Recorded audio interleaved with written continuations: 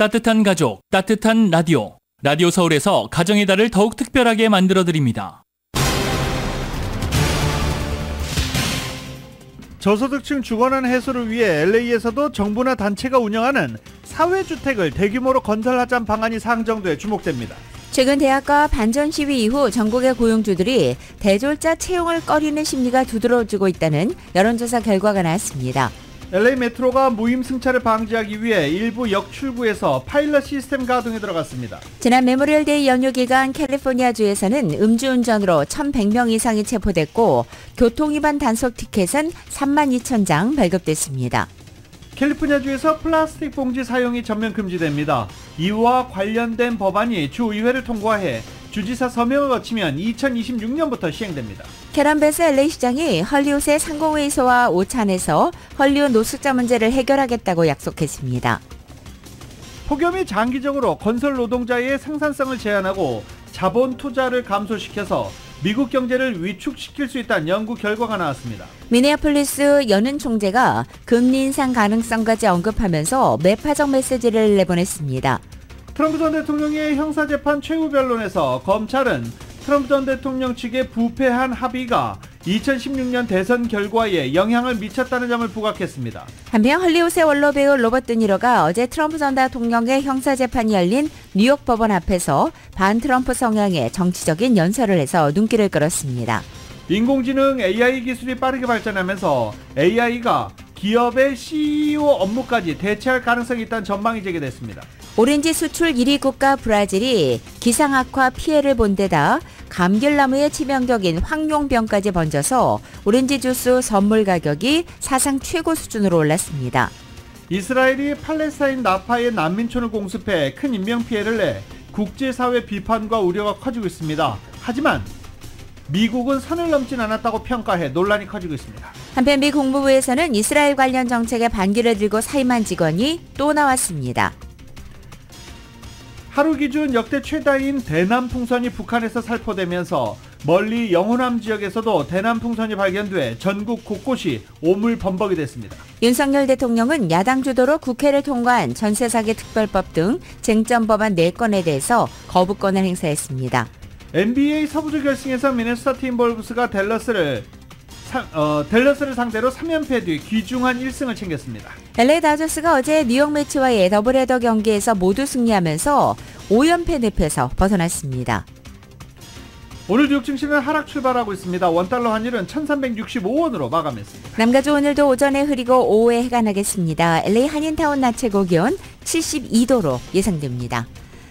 이 시간 주요 뉴스는 하늘 위 호텔, 세계 최대 항공기 아시아나항공 A380에서 차별화된 서비스를 만나보세요.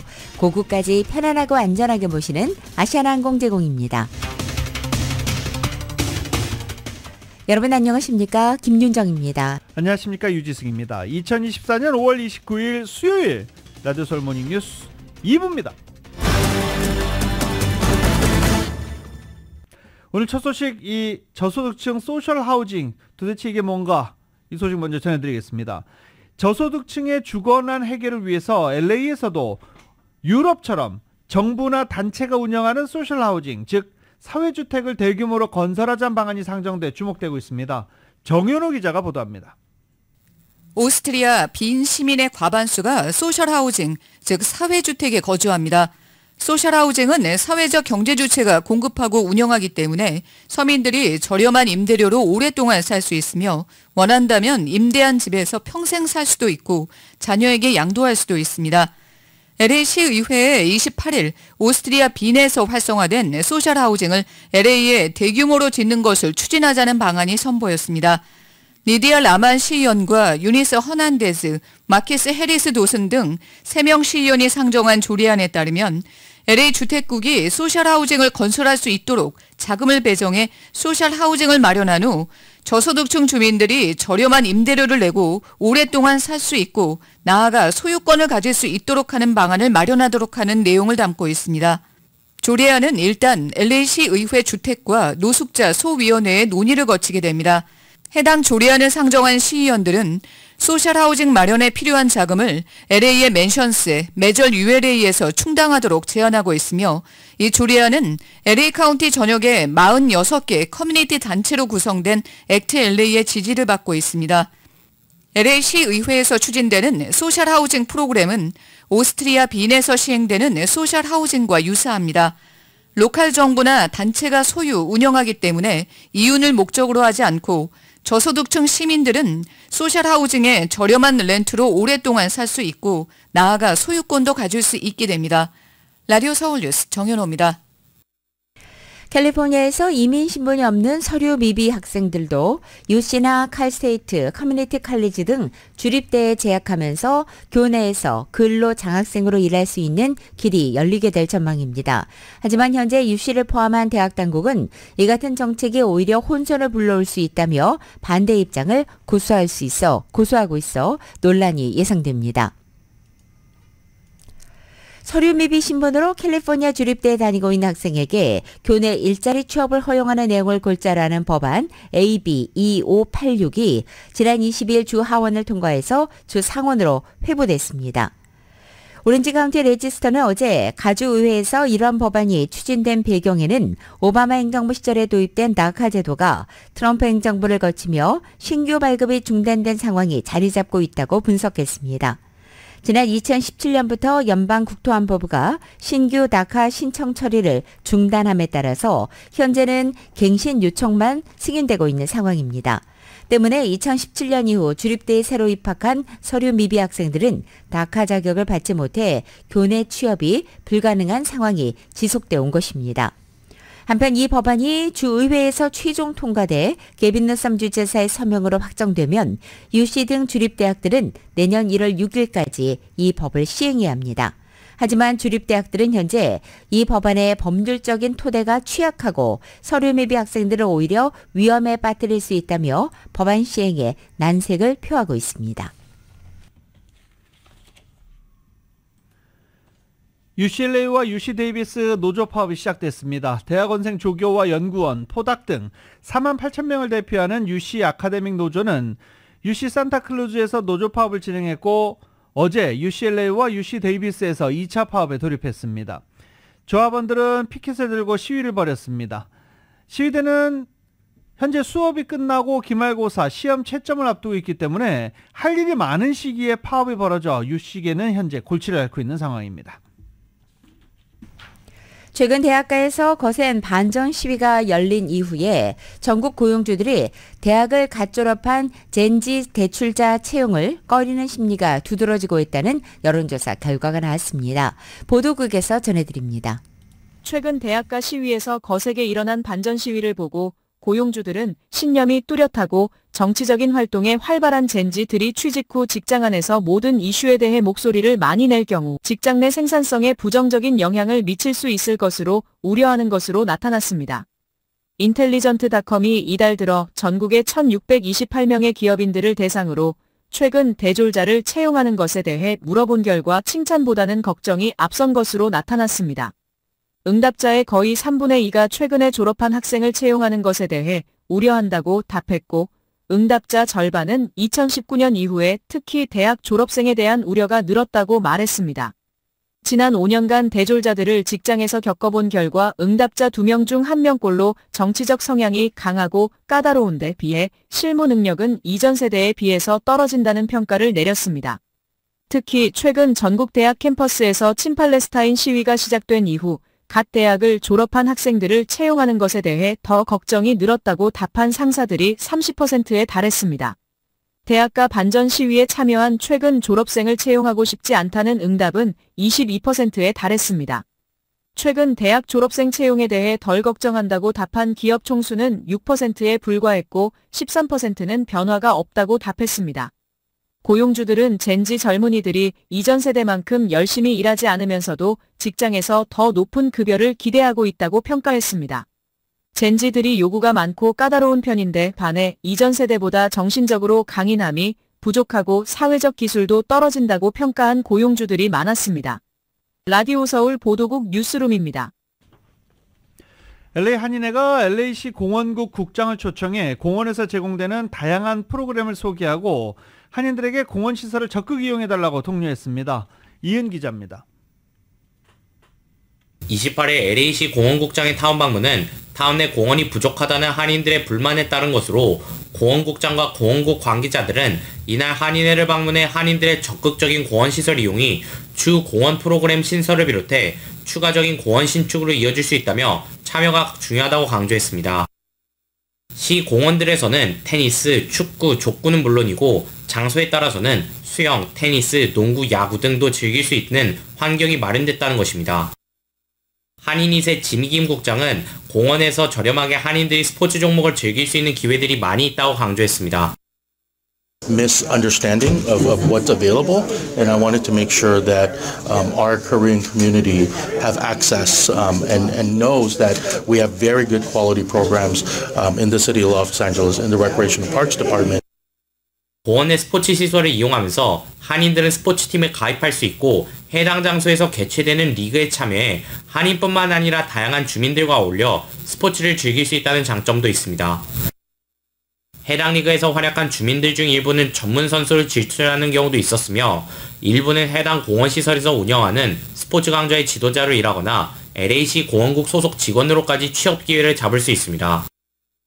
So I think right now at the moment there's not a lot of Korean Americans in the department. I think there's maybe, I could count maybe 20 across the department. So we are looking obviously for individuals that can speak Korean that could.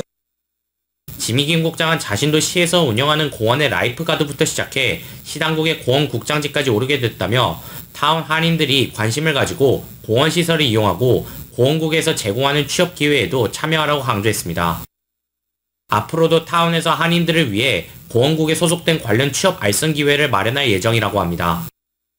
제임스 LA 한인 회장은 공원에서 제공하는 수영 강좌를 통해 딸아이가 저렴한 비용으로 수영을 배우고 있다며 한인들에게 이를 널리 알리고 싶다고 덧붙였습니다. 앞으로 우리 한인 커뮤니티에서 공원을 자주 이용을 해야지 우리 한인 커뮤니티의 솔직히 목소리도 많이 올라가는 거고 우리 한국 사람들 이런 서비스를 많이 사용을 해야지 우리가 나중에 공원이 더 필요합니다. 우리 한인타운은 지금 우리가 지금 몇십 년째 지금 공원 하나 넣어달라고 했는데 아직도 못하고 있잖아요 지금. 타운 인근에 위치한 시 공원들로는 로버트 번즈, 서울 인터내셔널, 해롤드 헨리 등이 위치해 있으며 자세한 위치를 비롯한 정보들은 공원국 웹사이트 laparks.org에 접속하면 됩니다. 라디오 서울 뉴스 이은입니다. 메트로버스 정류장에서 지난 27일 밤 늦게 또 칼부림 사건이 발생했습니다. LA 메트로는 어제부터는 무임승차를 적발하는 파일럿 시스템 가동에 들어갔습니다. 로컬 소식 보도국에서 전해드립니다. 메트로 버스 정류장에서 지난 27일 밤 늦게 칼부림이 발생해 경찰이 수사에 나섰습니다.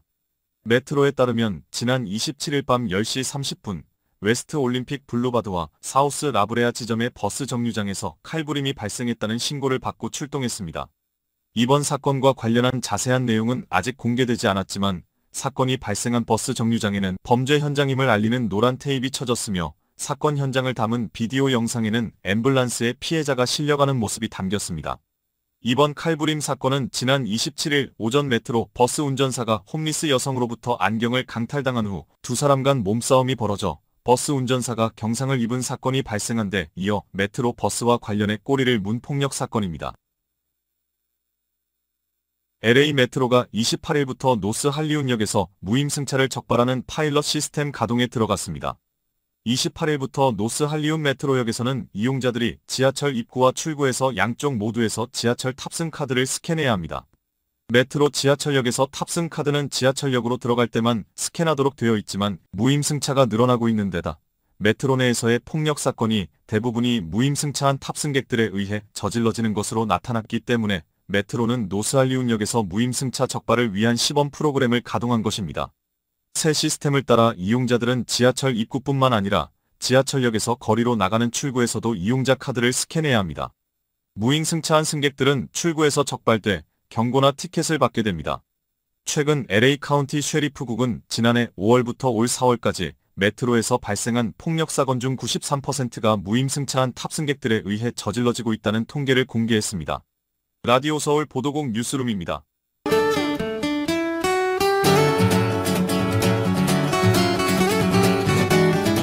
5월 29일 수요일 남가주의 날씨입니다. 남가주 지역 오늘도 오전에 흐리고 점차 맑아지겠습니다. 낮 기온도 어제와 비슷하게 유지되겠습니다. 목요일인 내일 역시 오늘 같은 날씨 패턴 반복되겠고 내일은 낮 기온이 오늘보다 2, 3도 올라서 오랜만에 평년 기온을 보이겠습니다. 금요일과 주말까지도 역시 오전 한때 흐리다 점차 맑아지겠고 낮 기온은 계속 평년 기온을 유지하면서 이번 주말에는 온화한 봄나들이 갈 수 있겠습니다. LA 한인타운의 오늘 낮 최고 기온 72도, 밤 최저 기온은 56도로 예상됩니다. 오렌지 카운티 지역은 75도, 58도, 벨리와 일랜드 엠파이어 지역은 80도, 55도, 해안 지역은 65도, 57도 예상됩니다.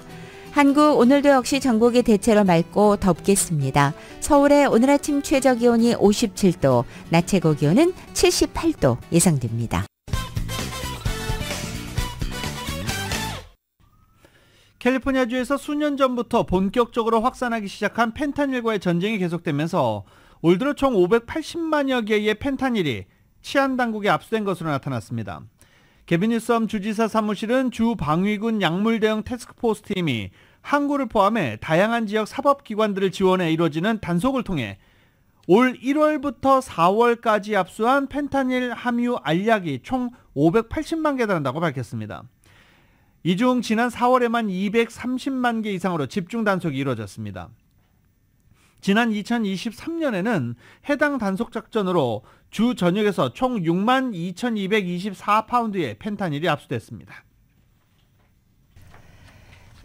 LA 메트로 당국이 어제 28일자부터 놀스 헐리우드역에서 무임 승차를 적발하는 파일럿 시스템 가동에 들어갔습니다. 이제 이용자들은 지하철 입구와 출구 2번 지하철 탑승 카드를 스캔해야 하는 것입니다. 메트로 지하철역의 탑승 카드는 현재 지하철역으로 들어갈 때만 스캔하도록 되어 있습니다. 그러나 무임승차가 늘면서 메트로 내에서의 폭력사건 대부분이 무임승차 승객들에 의해 저질러지는 것으로 나타나자 메트로 당국이 놀스 헐리우드 지역에서 무임승차 적발을 위한 시범 프로그램을 가동한 것입니다. 새로운 시스템을 따라 이용자들은 지하철 입구뿐만 아니라 지하철 출구에서도 역시 이용자 카드를 한 번 더 스캔해야 합니다. 무임 승차 승객들은 출구에서 적발돼 경고나 티켓을 받게 됩니다. 지금 노숙자들이 급증하고 있는 게 LA 문제뿐만이 아닙니다. 전국이 그렇습니다. 그리고 노숙자 사망자 수도 늘어나고 있습니다.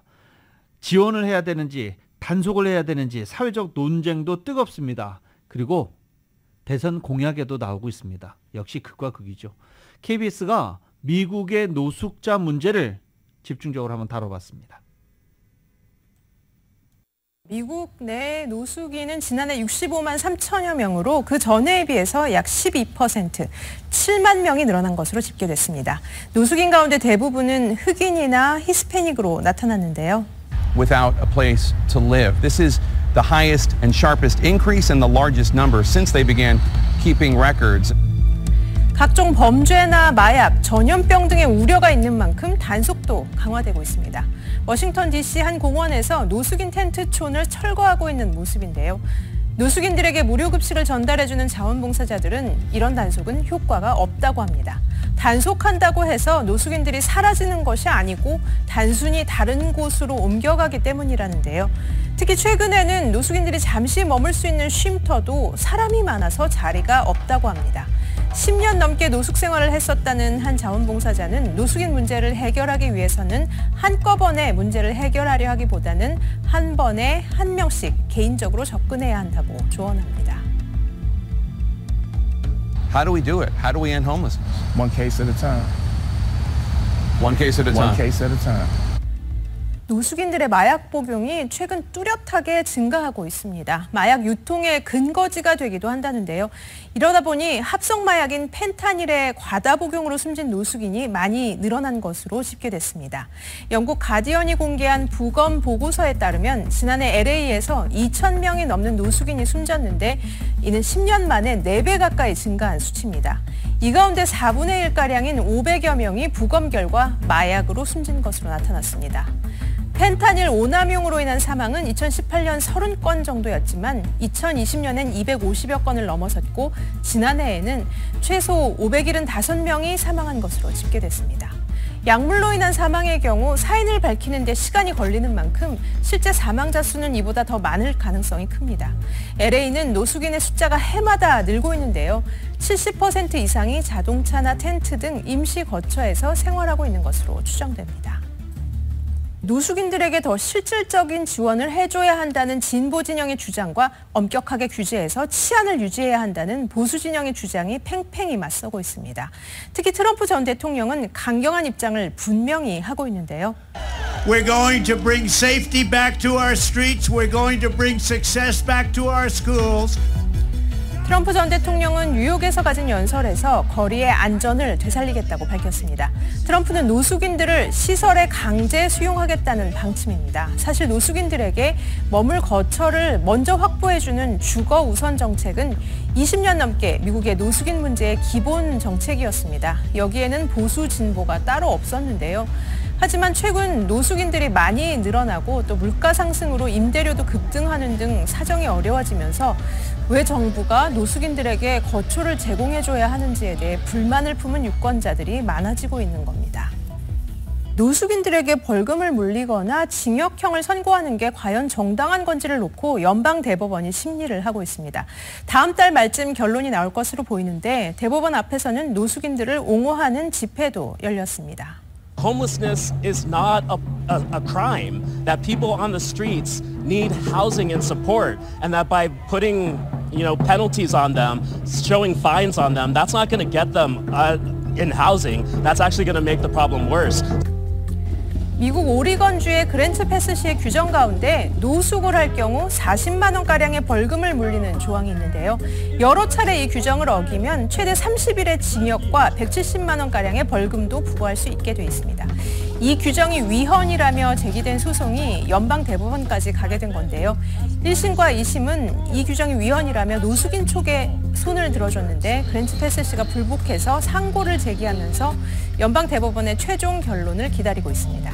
이번 결정은 노숙인 처벌 관련 연방대법원의 첫 심리여서 관심이 쏠리고 있는데요.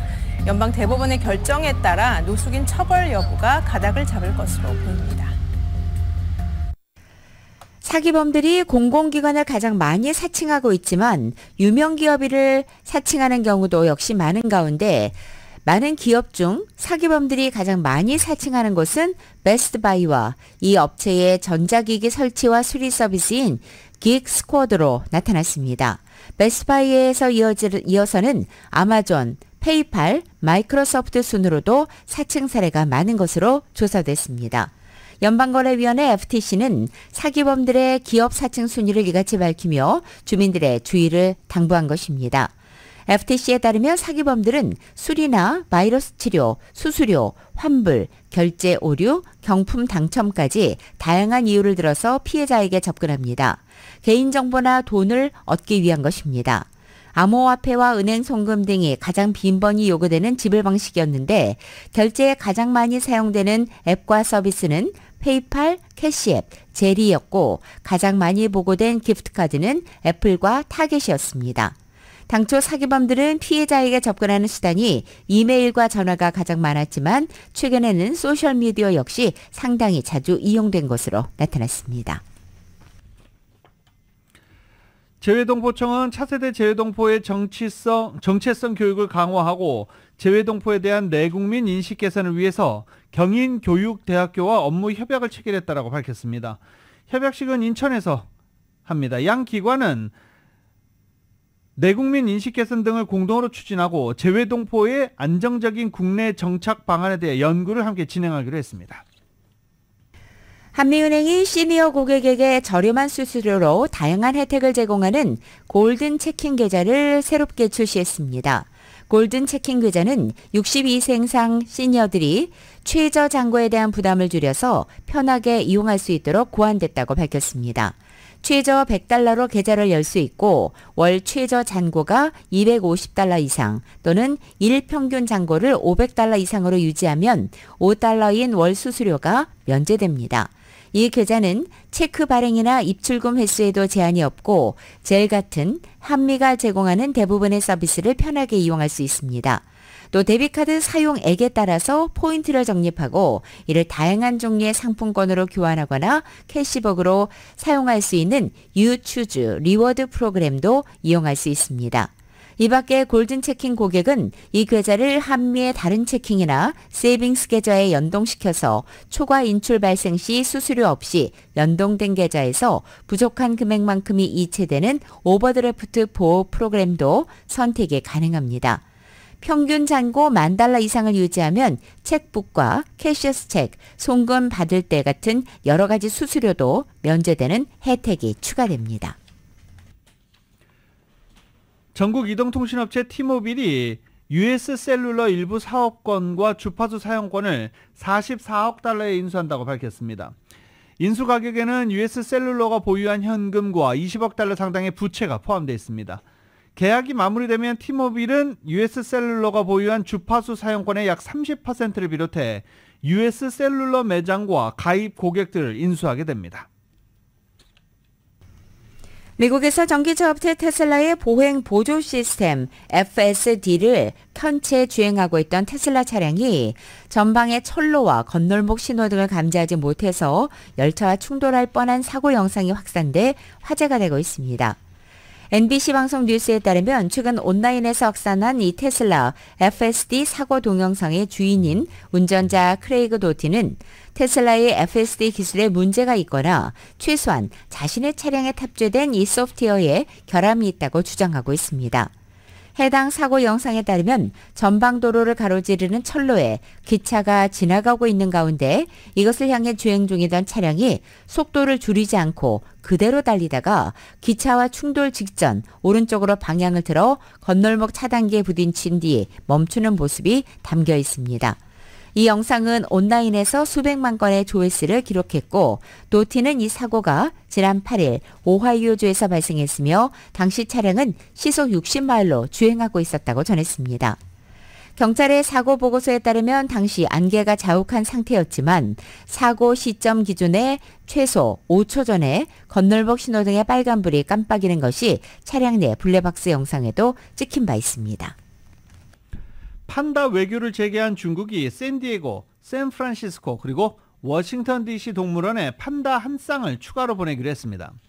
중국 야생동물보호협회는 워싱턴 DC 국립동물원과 새로운 판다 국제보호연구협력 양해각서에 서명했다며 중국 판다 보호연구센터의 판다 바오리와 칭바오 한 쌍이 올해 말에 미국으로 갈 것이다라고 밝혔습니다. 협회는 워싱턴 DC 국립동물원과 2000년부터 지난해까지 자이언트 판다 보호 연구 협력을 했고 지금까지 판다 4마리를 성공적으로 번식했다라고 설명했습니다. 영화 같은 장면이 연출됐습니다. 도로를 달리고 있는 트럭에서 물건을 훔친 3인조 절도범이 있는 것입니다. 화제 소식 KBS가 전해드립니다. 고속도로를 주행 중인 자동차 운전자. 그런데 저만치 앞서가던 트럭에서 믿기지 않는 절도 장면이 벌어집니다. 일당으로 보이는 두 절도범이 달리는 트럭 짐칸 위에 맨몸으로 올라가더니 몰래 훔쳐낸 화물을 도로에 떨어뜨리는데요. 그리곤 바짝 트럭 뒤를 따라오던 오토바이로 옮겨 탄 뒤 유유히 멀어져 갑니다. 액션 영화처럼 대담하고 위험천만한 이 절도 행각은 인도 중부 마디아 프라데시주에서 포착됐는데요. 현지 누리꾼 사이에서 해당 목격 영상이 확산하자 마디아 프라데시주 경찰은 최근 지역 곳곳에서 이와 유사한 사건이 보고되고 있다며 문제의 절도범을 추적하기 위해 목격자 진술과 관련 영상 등을 조사하고 있다고 전했습니다. 미국에서 가장 큰 철도 교량 중 하나인 워싱턴주의 하이스틸 브릿지입니다. 최근 19살 소년이 이 철교 아래에 도성된 등산로를 지나가다가 협곡 아래로 떨어졌는데요. 놀랍게도 큰 부상 없이 기적적으로 생還해 구조대를 놀라게 했다고 합니다. 구조당국에 따르면 이 소녀는 무려 122m 높이에서 떨어졌는데요. 아파트 40층을 넘어서는 높이라고 합니다. 그럼에도 팔 부위에 약간의 상처만 입은 채 기적적으로 목숨을 건졌고요. 2시간의 구조 작업 끝에 지금은 근처 병원에서 안정을 찾고 있다고 전했습니다. 이번 사고가 일어난 곳에선 매년 최소 5건의 추락사가 발생하고 있다는데요. 이번에 구조된 소녀는 그야말로 천운이 따랐다고 합니다. 지금까지 이슈 SNS였습니다. 이 큐빅 아십니까? 육면체 사각형을 이리저리 말려서 색깔을 맞추는 것 큐빅인데요. 큐브, 루빅 큐브라고들 하죠. 이걸 누가 가장 많이 빨리 맞추느냐 이런 대회도 있고 그 대회 또 1위 신기록을 갖고 있는 한인 청소년도 있지요. 이 큐빅이 만들어진 지 루빅 큐브가 만들어진 지 50주년이 됐다고 합니다. KBS입니다. 올해로 탄생 50주년을 맞은 퍼즐 장난감 루빅 큐브. 1974년 헝가리의 건축과 교수였던 에르노 루빅 씨가 발명해 그의 이름을 따 루빅 큐브라 불립니다. 처음 나왔을 당시 미국, 유럽 등에서 날개 돋친 듯 팔리며 전 세계적인 큐브 열풍이 불었고 50년이 지난 지금도 세대를 넘어 꾸준한 사랑을 받고 있는데요. 이 같은 세계적인 성공을 전혀 생각지 못했다는 79살의 루빅 씨. 지금 같은 디지털 세상에서 우리가 손 사용의 중요성을 서서히 잊어가고 있다고 그는 강조합니다.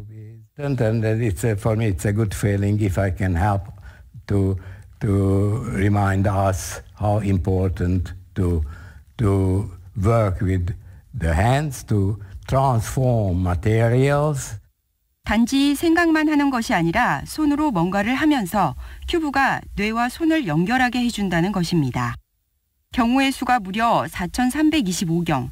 누가 더 빨리 맞추느냐를 경쟁하는 월드컵 대회가 열리기도 하는데요. 루빅 큐브는 또한 할리우드 영화와 TV 시리즈 등에 등장하면서 대중문화에 강하게 남아있으며 최근 예술가들의 다양한 창작 활동에도 영감을 주고 있습니다. KBS 월드뉴스입니다.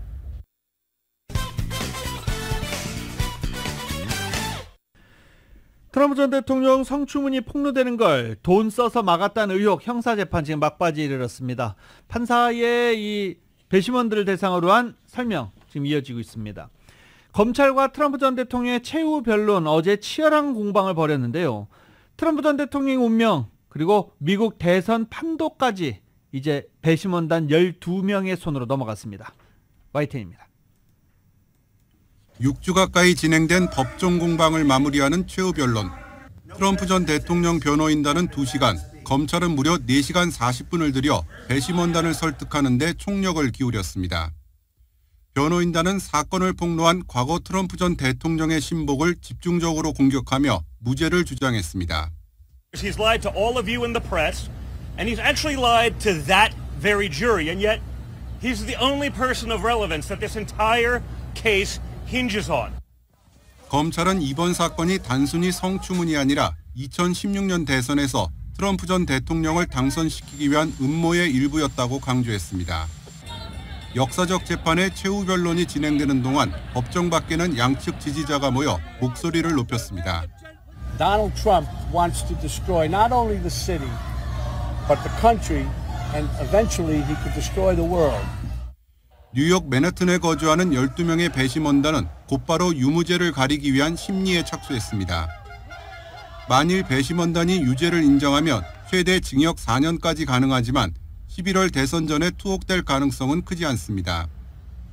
판사가 벌금이나 보호관찰을 선고할 수도 있고 트럼프 전 대통령 측이 곧바로 항소할 수 있기 때문입니다. 그렇지만 박빙의 대선 판도가 요동칠 가능성은 있습니다. 이달 초 공개된 ABC 방송 여론조사에선 트럼프 전 대통령 지지자의 4%가 유죄 판결이 나오면 지지를 철회하겠다고 응답했습니다. 반대로 무죄나 불일치 판결이 나오면 정치 공작이란 주장이 힘을 얻으면서 트럼프 전 대통령 측이 기세를 올릴 것으로 보입니다. YTN 유튜관입니다. 도널드 트럼프 전 대통령의 성추문 입막음 돈 의혹과 관련된 형사 재판이 이제 막바지로 접어든 가운데 재판에 임하는 트럼프 전 대통령 가족의 모습에 관심이 쏠리고 있습니다. 트럼프 전 대통령의 선거운동을 지원해온 장남과 차남은 방청석에 자주 모습을 드러냈지만 부인 멜라니아 여사와 장녀 이방카 모습은 재판 기간에 찾아볼 수 없었다고 CNN이 어제 전했습니다. 어제 최후 변론이 진행된 뉴욕 맨해튼 형사법원에는 장남인 도널드 주니어와 차남인 에릭 그리고 차녀 티파니가 나란히 참석했습니다. 하지만 멜라니아 여사와 이방카는 아직 법정에 한 번도 모습을 드러내지 않은 것으로 전해지고 있습니다. 이방카 남편인 제러드 쿠슈너의 모습도 역시 찾아볼 수 없습니다. 이 같은 모습은 올해 대선 캠페인에 대한 가족들의 참여도와 연관된 것으로 보입니다. 먼저 오는 11월 대선을 앞두고 에릭은 선거 행사 등에 계속 참여해왔습니다. 도널드 주니어도 역시 영상 플랫폼 럼블에서 아버지의 정책 홍보 활동을 하고 있습니다. 라라도 역시 트럼프 전 대통령의 정치 활동에 깊이 관여하면서 공화당 전국위원회 공동의장직에 올랐습니다. 반면 멜라니아 여사는 트럼프 전 대통령의 유세 행사에 모습을 드러낸 적이 없습니다. 간간히 선거 자금 모금 행사에 나오기는 했지만 역시 손에 꼽을 정도입니다. 이방카 부부의 재판 불참도 역시 트럼프 전 대통령과 가까운 사람들에게는 그리 놀라운 일이 아니라고 CNN은 지적했습니다. 이방카는 현재 가족에게 집중하고 싶다는 이유로 트럼프 전 대통령의 올해 대선 캠페인에 참여하지 않겠다고 발표한 바 있습니다. 또 이방카 부부는 트럼프 행정부 일기 정책과 관련해 친구들의 반발에 직면한 뒤 일부 사교계에서 냉대를 받은 것으로 안다고 복수의 소식통은 전하기도 했습니다. 한편 12명의 맨해튼 주민으로 구성된 배심원단은 오늘 트럼프 전 대통령의 유무죄를 가리기 위한 심리에 들어갑니다. 이 심리는 짧게는 몇 시간 그리고 길게는 몇 주가 소요될 수 있습니다. 공화당이 오늘 11월에 열리는 대선에서 이기고 연방의회 상하원의 다수당까지 될 가능성이 크다라는 분석 결과가 나왔습니다. 더힐과 선거 분석업체 디시즌 데스크 HQ는 자체 예측 모델을 돌린 결과 트럼프 전 대통령이 재선에 성공할 확률이 58%라고 분석했습니다. 그런데 트럼프 전 대통령이 6개 경합주 중 미시건을 제외하고 나머지 5개 주에서도 우위에 있는 것으로 나타났습니다. 공화당이 선거 상원 다수당 지위를 민주당에게서 가져올 확률은 79%로 평가됐습니다. 특히 민주당은 트럼프 전 대통령이 바이든 대통령을 크게 앞서는 몬태나와 오하이오주에서 승리하지 못하면 상원을 내줄 게 거의 확실하다고 더 힐은 분석했습니다. 현재 하원 다수당인 공화당이 다수당 지위를 유지할 가능성은 64%로 나타났습니다. 모델은 각 당의 등록 유권자 수, 인구 통계, 과거 선거 결과, 선거 자금, 여론조사 평균 등 200여 개 데이터를 토대로 오늘 이런 결과를 도출해냈습니다. 미국 정부가 2025년부터 온실가스를 배출하지 않는 모든 청정에너지 시설에 새 공제 혜택을 제공하기로 했습니다. 연방재무부는 오늘 아침 이 같은 내용을 담은 인플레이션 감축법상 청정 전기 생산 투자 세액 공제 규칙안을 공개한 것입니다. 2025년부터 현 생산 세액 공제 PTC와 투자 세액 공제 ITC를 대체하는 새로운 규칙안은 온실가스 순 배출 제로인 모든 청정에너지 시설에 처음으로 인센티브를 지급하는 것이 특징이라고 재무부는 설명했습니다. 재무부는 이에 해당하는 기술로 풍력, 태양광, 수력, 핵분열, 융합, 또 지열, 특정 형태의 폐기물 에너지 회수 시설 등을 예시하기도 했습니다. 또 에너지 저장 기술이 세액 공제를 받기 위한 방법도 규정했습니다. 이에 따라 청정에너지 세액공제 대상이 태양열과 풍력 프로젝트를 넘어서 광범위하게 확대되게 됐다고 로이터 통신은 전했습니다. 제니 옐런 재무부 장관은 보도자료를 통해 이 IRA에 따라 만들어진 청정 전기 세액공제는 장기적으로 상당한 추가 성장을 촉진하고 전기 요금도 낮추게 될 것이라고 말했습니다. 네, 지금 계속해서 속보로는 현재 트럼프 전 대통령의 성추문 입막음 돈 의혹 사건 형사재판 배심원단이 트럼프 전 대통령 유무죄를 가리기 위해 심리에 들어갔다. 이 소식이 가장 지금 주류 방송에서 보도를 하고 있는 중입니다. 자, 텍사스주로 가보겠습니다. 동북부 지역에 허리케인급 폭풍이 몰아쳐서 전력시설을 파괴하며 대규모 정전 사태가 발생했습니다. 정전협계 진앙 사이트에 따르면 텍사스 댈러스 카운티 32만 3천 가구를 비롯해 콜린 카운티 4만 8천 가구, 덴튼 카운티 3만 6천 가구 등 텍사스 내 총 105만 가구가 정전된 상태입니다. 이 지역 대규모 정전 사태는 허리케인급 폭풍이 몰아친 뒤 발생했습니다. 댈러스 포트워스 국제공항에서 관측된 바람 속도 무려 77마일이었습니다.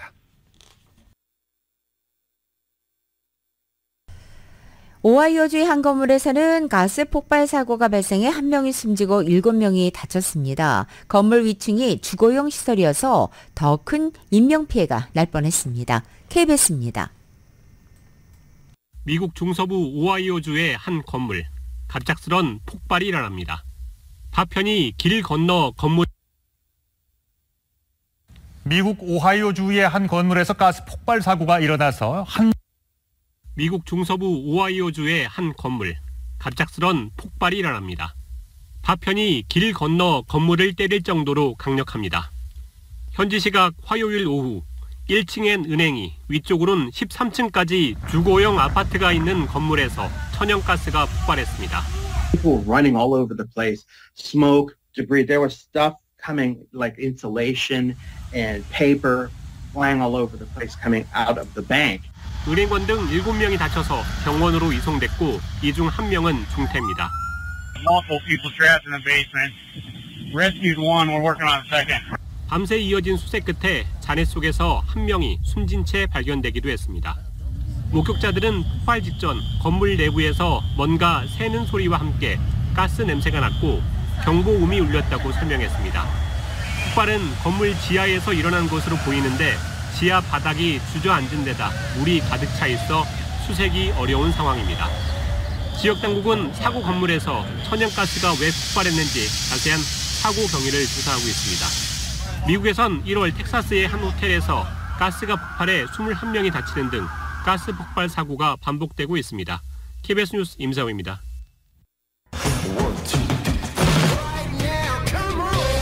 라디오솔 모닝뉴스 스포츠 소식입니다. 스포츠 소식은 전문가가 추천하는 이민법과 가정법 전문 재인정 종합법률사무소 제공입니다.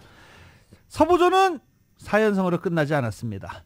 미네소타 팀버울브스가 어제 댈러스 원장에서 열렸던 서부조 결승 4차전에서 승리를 거두고 시리즈 전적 1승 3패를 만들면서 기사회생했습니다. 승부를 5차전까지 끌고 갔습니다. 미네소타는 어제 이 댈러스 에어라인스 센터에서 원정 경기로 열린 댈러스 매버릭스와의 경기에서 105대 100으로 힘겹게 승리를 거뒀습니다. 앤서니 에드워즈가 29점, 칼 앤서니 타운스가 25득점을 넣으면서 미네소타의 공격을 이끌었습니다. 마이크 콘리가 14점을 넣는 등 선발 출전 5명 모두 두 자릿수 득점을 기록했습니다. 앤서니 에드워즈와 칼 앤서니 타운스에게 기대했던 게 바로 이런 건데 어제 서부조 결승에서 처음 이런 모습이 나왔습니다. 그도 그럴 게 댈러스 상대적이잖아요. 경기가. 댈러스 굉장히 잘하고 있습니다. 그리고 어제 루카 돈치치 28득점, 리바운드 15개, 어시스트 10개, 트리플 더블을 작성하면서 분전했고 그리고 홈 경기에서 승부를 확정짓고 NBA 파이널 진출을 확정지으려고 했는데 4차전에서 끝내지 못했습니다.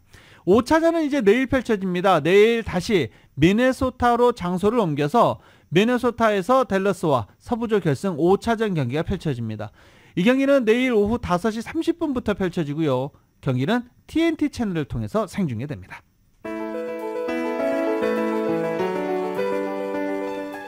(2024년 5월 29일) 수요일에 전해드린 라디오솔 모닝뉴스 여기서 마치겠습니다. 지금까지 진행의 유지승, 김윤정이었습니다. 잠시 후 9시에는 강혜신의 오늘의 미국이 방송됩니다.